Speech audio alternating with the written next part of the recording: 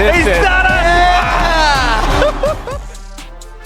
There's a version of Malcolm Stewart's story where he never wins Tampa, never claims Paris, never gets that first 450 victory at 32 with his dad crying in the pits and his brother barely able to speak on live television. Instead, he becomes one of motocross history's greatest what-ifs. The guy who had the talent, carried the name, and still somehow couldn't get it done. This is not that version. Malcolm Stewart grew up in Haines City, Florida, inside one of the most famous motocross families the sport has ever produced. His older brother, James, was already being treated like a legend before most kids even figure out what they want to do with their life. James Stewart Jr. was the rider who invented the Bubba Scrub, the most copied jump technique in the history of the sport. Multiple championships, a face on every magazine cover, the name on every kid's bedroom wall. And Malcolm? He got a fishing pole. I really want to go fishing, but man. That's not an exaggeration. While their father, Big James, placed his oldest son on a dirt bike almost immediately after bringing him home from the hospital, Malcolm was given a completely different childhood. Low pressure, wide open. Fish, hang out, laugh. Nobody was measuring lap times or timing his gate starts before school. He's described himself in interviews as the red-headed stepchild of the racing side of the family.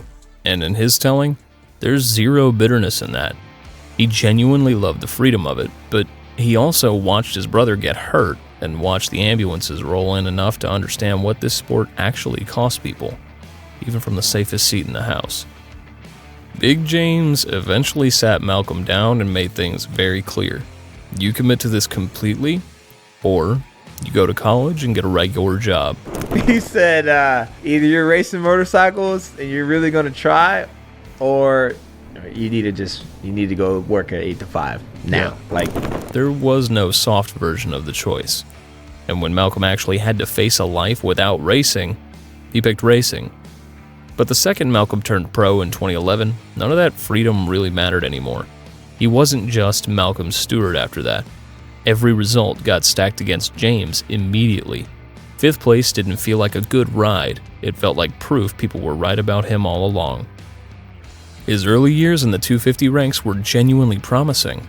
Rookie of the year, bouncing between teams, finding his footing, showing flashes of speed that made people pay attention for the right reasons. Malcolm eventually landed at Geico Honda, a team with a serious reputation for building champions, the same program that developed Eli Tomac and Chase Sexton, and something clicked. In 2016, Malcolm won the 250 East Supercross Championship, 2 race wins, 6 podiums, consistent enough to close it out. It was supposed to be the launch pad. Normally, a 250 East title changes your career overnight. You move up, get factory support, better equipment, real security. Yeah, that's usually how this sport works, but Malcolm's career never really followed the normal path. So that's not what happened. What followed the 2016 title was one of the strangest chapters in modern motocross. Stewart and his team decided to skip the outdoor nationals that summer to focus entirely on preparing for the 450 class. I won a championship in 2016. It was only a Supercross only contract anyways. So that's how it happened. Yeah. Outdoors, there was no. On paper, you could understand the logic. The outdoors are brutal, and the 450 Supercross season was the real target. But once he skipped the outdoors, people started looking at the situation differently. In the pits, online, on podcasts, everywhere really, it just didn't sit right with people. The reigning 250 East champion sitting out the Nationals raised a lot of eyebrows. Rumors ran hot that he'd priced himself out of the market, that he was trying to force teams into also signing James, whose career was in a complicated place at the time. Whether any of that was accurate or not, the outcome was undeniable. When Anaheim 1 of 2017 kicked off, the 250 East champion had no factory ride. Stewart cobbled together a privateer program under the Ride365.com banner. I obviously did it a lot on my own, and then we kind of partnered up at Ride 365. Piecing together enough support to keep racing in the 450 class. For a reigning 250 East champion, it was a long way from where most expected him to be, but Malcolm wasn't done fighting for his place yet. There's something about that uncertain privateer stretch that permanently changed how people saw Malcolm Stewart. Before that chapter, he was the younger brother trying to justify his spot. After it, he was the grinder who refused to quit when the industry essentially told him to go away. Fans started looking at Malcolm differently during that period. It stopped feeling like he was living off the Stewart name. He wasn't sitting around waiting for a perfect factory deal to appear. He was taking whatever path was still open, piecing together support, showing up on a 450 and trying to keep his career alive in a class where most riders without full factory security disappear fast. A lot of people who used to criticize him started respecting him around this time. It was such a rough year, bro. Dude, I spent so much money. Like my whole championship bonus. No. By 2018, Malcolm had found a fill-in role at the Auto Trader Yoshimura Suzuki factory racing team, stepping in for the injured Justin Bogle. Week to week, no security, constantly aware that the moment Bogle healed, the seat disappeared. Stewart scored back-to-back top 11 finishes after being off the bike for 8 months. I was the fill-in ride for that. Won the championship. Isn't that crazy? You won on a fill-in ride, bro. I know, right? Like, dude, talk about a snake right. Yeah. The team manager said Malcolm's attitude and connection with fans brought real marketing value to the program. And when Bogle suffered another injury, Suzuki kept Malcolm around for the rest of the season. That mattered because it showed this wasn't just a temporary fill-in anymore. That label stuck for years, and it fed a very specific kind of doubt about whether he was truly willing to suffer for the sport the way champions do. For 2019, Malcolm signed with the Smart Top Bullfrog Spa's Moto Concepts Honda team. The team manager, Tony Alessi, is one of the more demanding and no-nonsense operators in the business. This wasn't a feel-good charity signing. Alessi said Malcolm had transformed his body, was in the best shape of his career, and was showing blazing speed in testing. The Anaheim opener backed that up. People were genuinely talking about Stewart as a contender. Then came Glendale. Round 2 main event. Stewart hit the whoops, the section that had always been his weapon. Malcolm had always been unusually good there, using his size and timing to skim across them in ways a lot of bigger riders couldn't.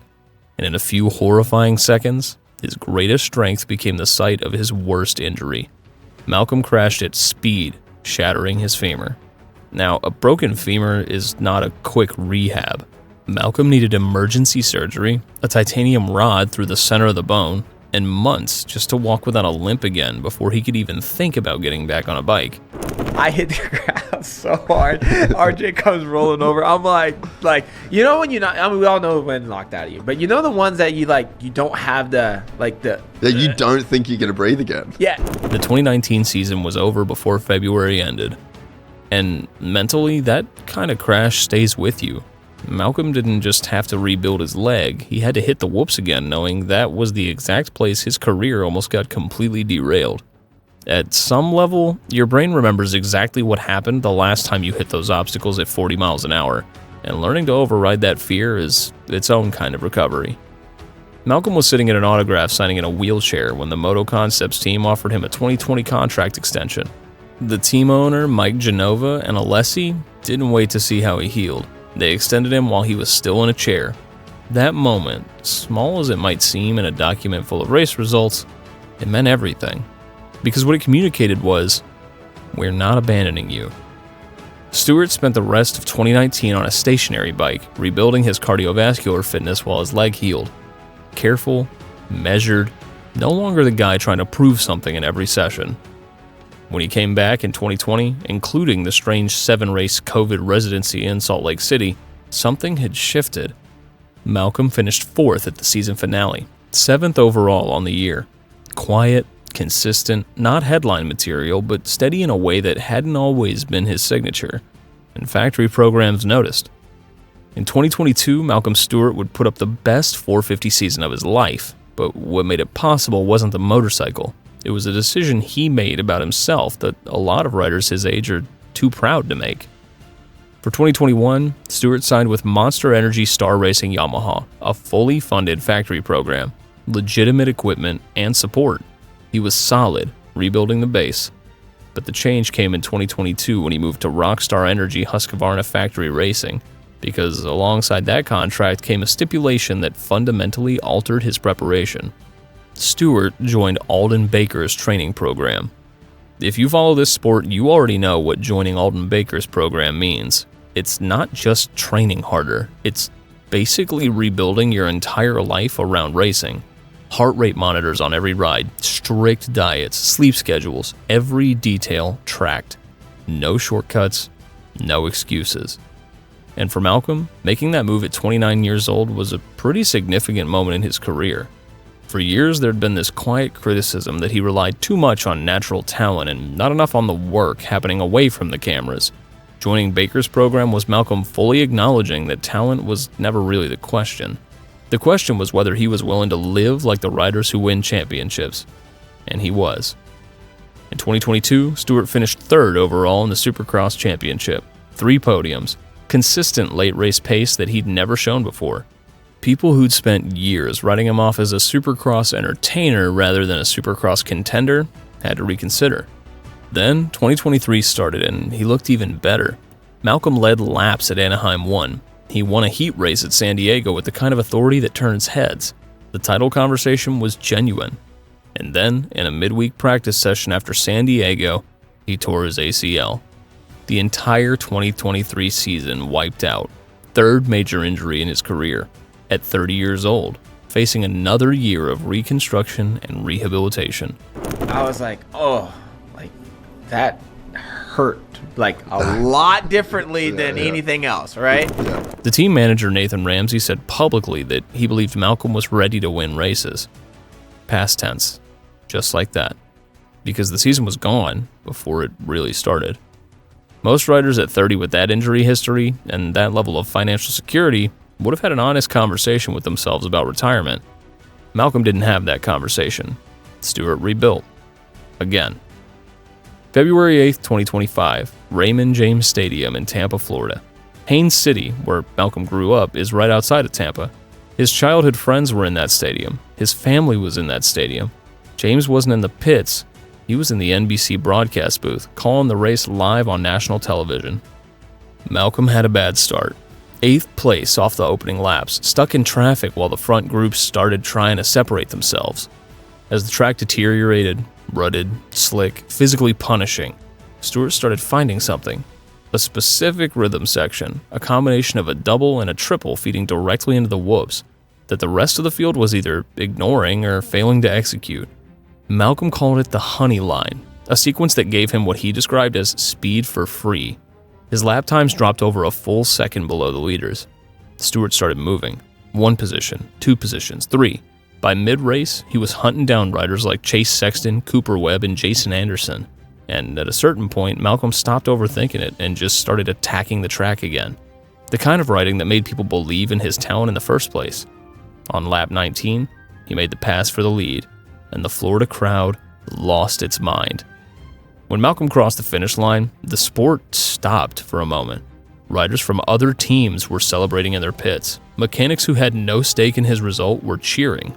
I was screaming the whole way before he even came across the checker flag. Really? Yeah, I was screaming the whole way. Dude. I'm gonna do it! I'm gonna do it! Yeah. James Stewart, calling the race live, went silent. Choked up in front of a national television audience.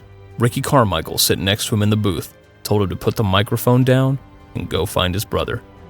Big James found Malcolm in the pits afterward. They talked quietly before leaving, and Big James looked at his son and said 2 words, "I'm good." Malcolm explained what those words actually meant. His father sacrificed everything to bring his family from nothing into the top of a global sport. To watch both of his sons become 450 Supercross main event winners, James in 2003 and Malcolm in 2025, that was the thing Big James had been working toward his entire adult life. When he said, "I'm good," he wasn't talking about the race. Big James was talking about all of it, the whole journey. Back at the family compound, Big James hung Malcolm's Tampa flag right next to James Jr.'s first 450 win flag, side by side. Malcolm said winning that race meant more to him than his 2016 250 championship because what the 450 win required wasn't just speed. It required surviving everything that had tried to stop him from getting there. The Tampa win wasn't the end of the story, though. If anything, it opened something. In November 2025, Stewart traveled to Paris for the 42nd edition of the Paris Supercross, one of the most storied international events in the sport. Malcolm went in as a late replacement for the injured Aaron Plessinger, which meant the expectations were measured. Stewart won 4 of the 6 main events over the weekend. In the Sunday final, he started 7th, worked his way through a field that included Jet Lawrence, and eventually made a decisive pass on Cooper Webb to claim the overall title.